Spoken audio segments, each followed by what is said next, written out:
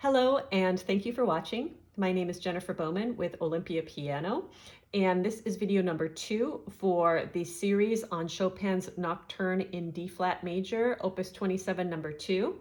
In this video, we will cover measures 11 through 13. We're going to focus on fingering and rhythm mostly, with also a little bit of discussion about articulation.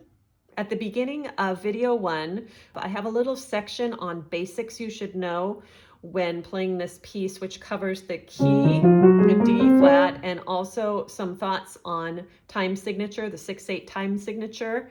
So there's a link to video 1. You can look on the timestamps and see exactly where that information is. And I'll also put it in the description below on this video. So basics we need to know for this piece.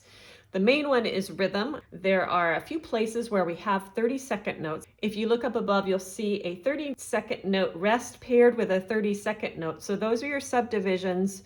If we were counting 1 E and A, in measure 11, we'll encounter that first 30-second note and rest. It's going to start with the rest. So those are going to be equal subdivisions of a 16th note. So the left hand's going to play on the rest, and then the right hand will play right after. So in context, 1 E and 2 E and A. Now we have another figure that's written 2 different ways, but it sounds very similar. The first way is in measure 12, where we have a dotted 16th beamed together with a 30-second note. Remember, the dot means that note is 1.5 times as long as it normally would be. So that would have 3 subdivisions, and then the 30-second note would have 1. It would sound like this: 4 E and A. So together, left, right. Now at the very end of that measure, we have something that sounds almost exactly similar, but instead of having a dotted 16th, we have a regular 16th. So that would be worth 2 30-second notes, followed by a 30-second note rest, followed by a 30-second note. The 30-second note has 3 little beams, even when it's beamed together. So it can just look and feel a little bit confusing. So the end of measure 12 would sound like this: 6 E and A. So you're going to lift up on the and. 6 E and A, 1. Now the other main basic concept you really need to be familiar with and understand before playing these 3 measures is 3 against 2. I have a whole entire video on that. I'm going to link it up above and in the description, which explains it in many different ways. Right here, I'm going to show you the 3 main ways that I explain it, but I'm not going to go into tons of detail. In measure 11, we encounter the 3 against 2 for the first time. And you'll notice those 3/16 notes on beat 3 are joined together, and then underneath them there's a fancy looking 3, which is different than the 3s that are used for finger numbers. Finger numbers are smaller, 3 against 2 are bigger, and they're italic. So that means those 3 notes are going to play in the same amount of time as 2 16th notes. And so that's why that little 3 is there.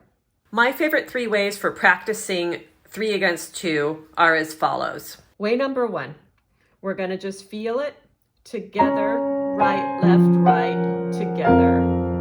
I don't know if you noticed when I'm playing it like that, together, right, left, right, together, that you hear there's an underlying rhythm there. And that underlying rhythm is a version that we learn right at the beginning of piano lessons, ta, tiki, ta. So we're going to imagine the first note, both hands played together, is the ta. Then the middle note of the triplet is the T, and then the end note of the group of 6, tiki, and then the right hand, last of the group of the triplets, is ta. Ta, tiki, ta, ta. So in context, that would sound like this: ta, tiki, ta, ta. You can also imagine that right hand group of 3 right there is 2 groups of 30-second triplets. So 1, 2, 3, 1, 2, 3. If you look up above, you'll see how I've circled the ones that it would be. 1, 2, 3, 1, 2, 3. And then the left hand would come on 1. 1, 2, 3, 1, 2, 3, 1. 1, 2, 3, 1, 2, 3, 1. So thinking in triplets might be really helpful for when you switch from 2 subdivisions to 3. And what I mean by that is we've got 1, 2, 1, 2, 1, 2, 1, 2, 1, 2, 3, 1, 2, 3, 1. 1, 2, 1, 2, 1, 2, 1, 2, 1, 2, 3, 1, 2, 3, 1. So hopefully one of those methods will work for you. Please watch the big video on 2 versus 3. In that video, it's really gone into detail to help you feel and be able to play those polyrhythms. So what I like to do in these tutorials is go over measure by measure. So we're going to do measure 11.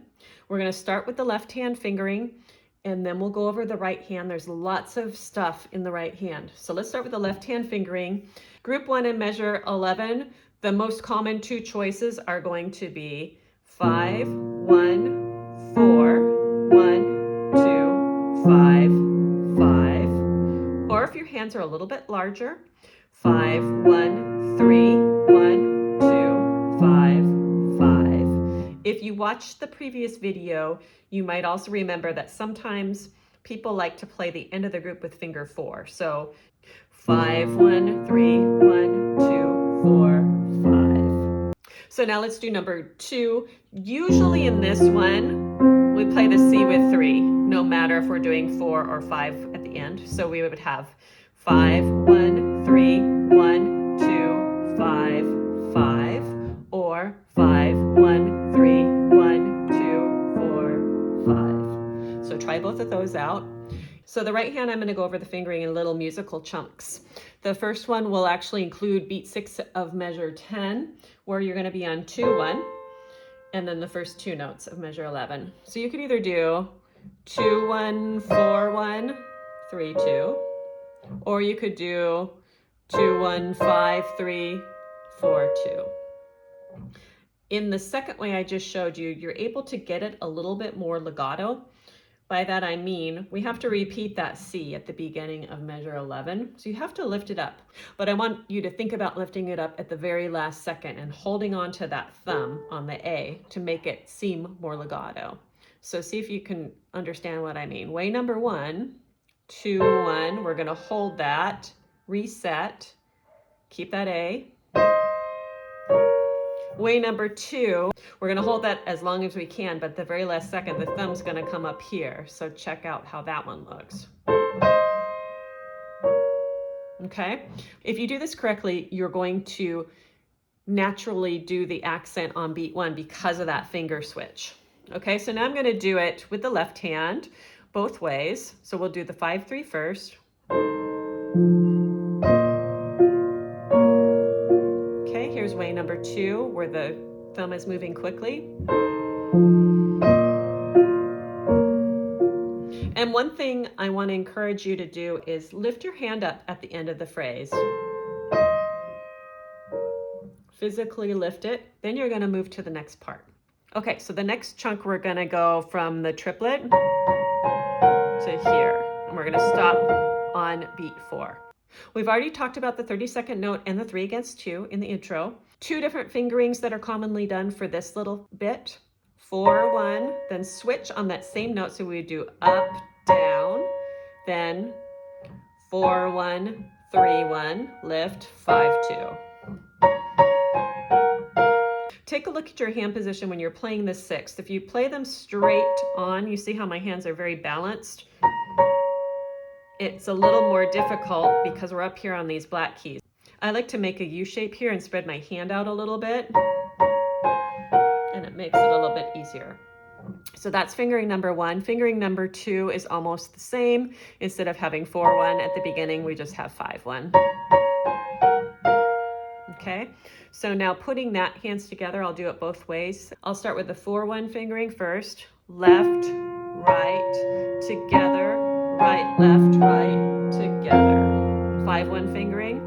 Left, right, together, right, left, right, together. So now our next section is going to start on beat 4 and go all the way to beat 1 of the next measure. All right, so the first thing I want you to notice is that the F, the top voice, so to speak, is the soprano voice, and that F is going to hold for 2 beats. So it's going to play here, hold, hold, hold, then lift and play the next few notes. All right? So the next thing is the articulation. These are generally played smooth. You see the little slur. Sometimes the slur stops on the B. Sometimes it stops on this C. You just have to look carefully and see what your edition says. And then we've got the 3 staccati. We're not going to make them staccato. You just kind of lightly play them at the very tips of your fingers. All right? Fingering, I'll show you 2 options. You can either do 5, 2, 1, 2, 1, and then 5, 2, 5, 2, 5, 3, or 5, 2, 1, 2, 3, thumb comes under, 5, 1, 5, 2, 5, 3. So see what works for your hand. Now, again, we've got the 2s against 3s, so I'm going to do that nice and slowly. You can either feel ta tiki ta, like this. Remember, this would be on the key of the ta tiki ta. Ta tiki ta, ta tiki ta, ta tiki ta, ta. Or you can feel it with the small subdivisions of triplets. 1, 2, 3, 1, 2, 3, 1, 2, 3, 1, 2, 3, 1, 2, 3, 1, 2, 3 together. 1, 2, 3, 1, 2, 3, 1, 2, 3, 1, 2, 3, 1, 2, 3, 1, 2, 3, 1. So we're going to measure 12. Let's do the left hand first. So we've got same kind of thing. 5, 1, 4, 1, 2, 5, 5. Or perhaps 5, 1, 3, 1, 2, 4, 5. Or some combination of that.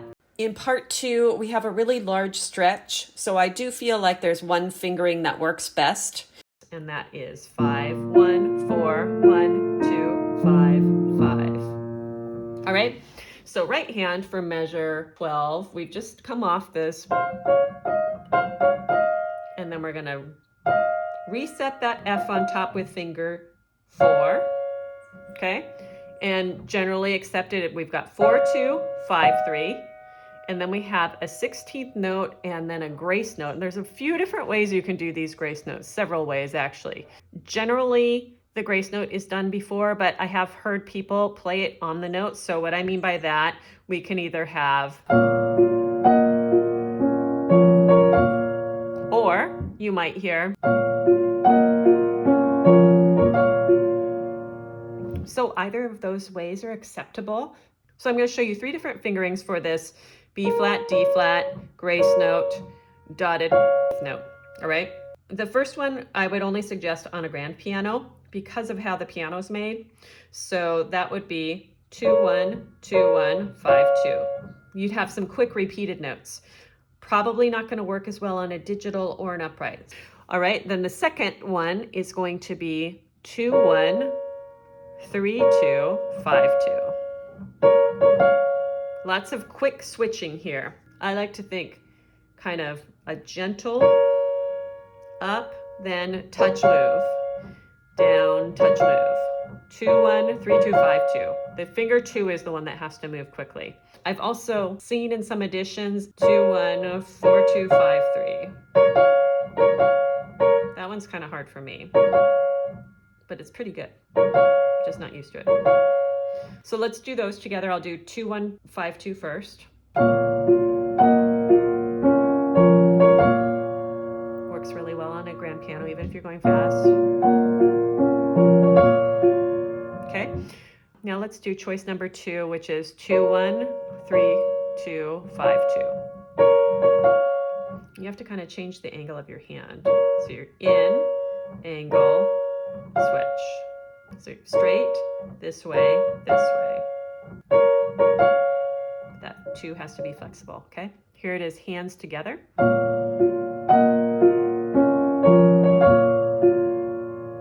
I find it really helps if you think about grabbing the F on the top with your pinky.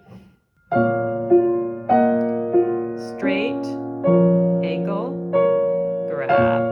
You're just changing the angle of your hand, all right? And now let's try the 2, 1, 4, 2, 5, 3. 2,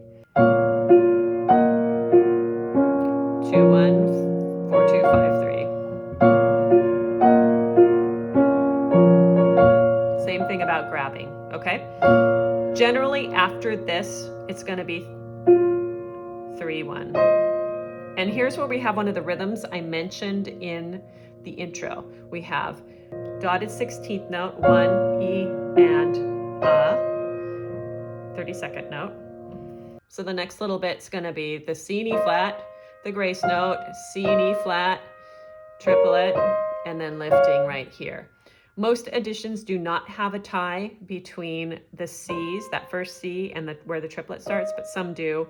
So look up above, you'll see in some editions that C will be tied, in which case it would sound like this. But most do not have a tie there. I'm gonna do it without the tie for all the fingerings. So we've ended that first one on 3 and 1. So there's basically 2 choices for the fingering here. You're gonna have 5, there's 1 choice for that. You can either do 4-1, 3-2, 4-1, 5-3, or 5-2 if you like 5-2. When you do this fingering, check out the angle of my hand. It's kind of angled this way, all right, to accommodate the 3-2 crossover. Okay, and I like to think touch on the way down, stay there, lift. Touch down, stay there, lift. The other one is a more straight one. Your hand might be a little more in, and that fingering is 4-2, 3-1, 4-2, 5-3, or if you'd like to have the 2 at the end with the 5. So you have to be far enough in the black key so your thumb can play, isn't just playing right here at the edge for that one. So my hand, notice, is a little more straight when I do it that way. Regardless of which way you do it, generally this particular grace note is played before the triplet. Think of the F as a on the way note. You're playing it on the way to 4-1, or you're playing it on the way to 4-2. All right, so we're gonna do that hands together. I'm gonna start on beat 4, okay? 5-3, and then we're gonna have grace, triplet together.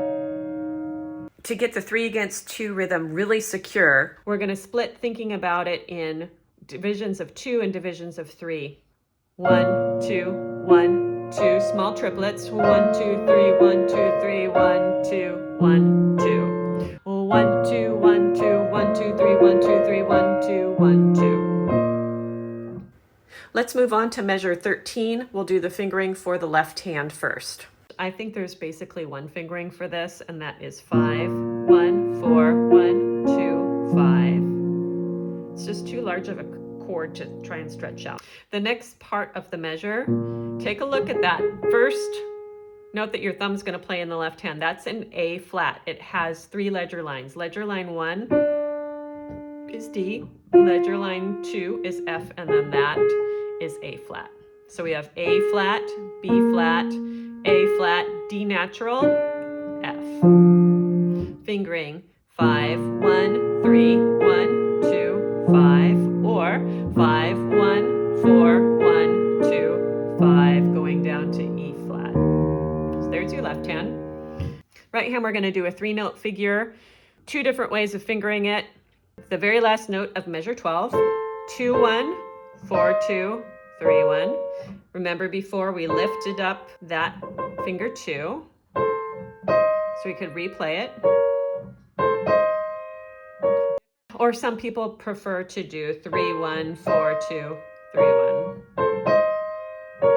It's a different rhythm than we had before. First time we had, here we have, so it's going to come after the F because that's a 32nd note. You see the little extra line there. Next, we're going to do the hardest part of this video. Super awkward. I want you to first take a look at the triplet, what I've circled above. In some editions, there will be these little brackets in the middle next to the A flat and the A. So it might look to you like you're supposed to play together, A flat, A together. But the bracket indicates that that is played at the same time. It's the only way you could notate that A flat and A natural because they're on that same line, if that makes sense. So the fingering going through all of this, 3, 1, slide up. There's a tie on the B flat. We're going to hold that during the slide.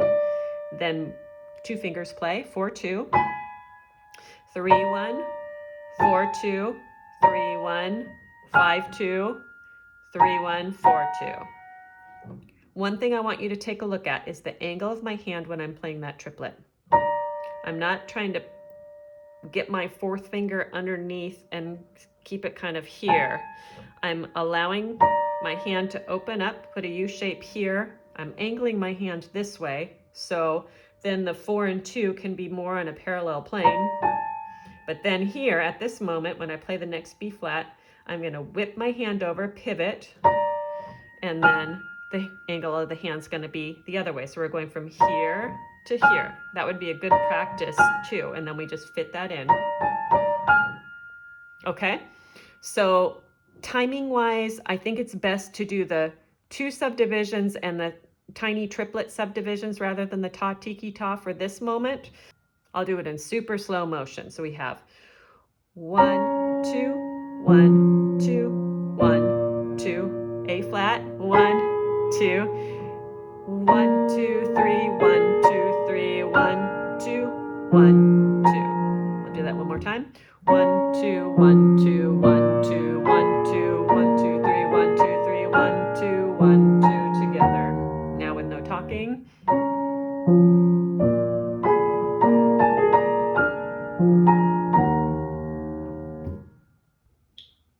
Okay, now what I'm going to do is I'm going to play the left hand with the metronome. I put the metronome on 50, 5-0, and I'm going to count out loud with subdivisions of 2 and subdivisions of 3 so you can see how this exactly fits together. And then I'll play it one time through without the metronome. So here we go.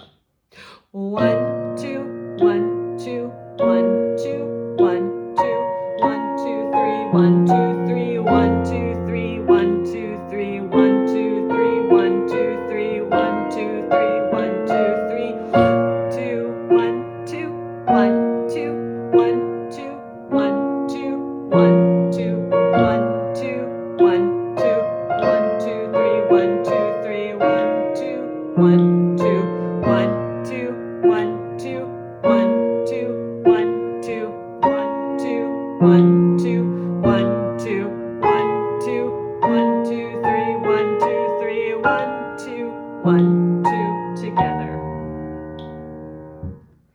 So I practiced just like I just showed you, and now I'm going to play it all the way through. I'm going to start actually in measure 10 though. Notice there's a tie, so this F is holding and only the D flat sounds on beat 1.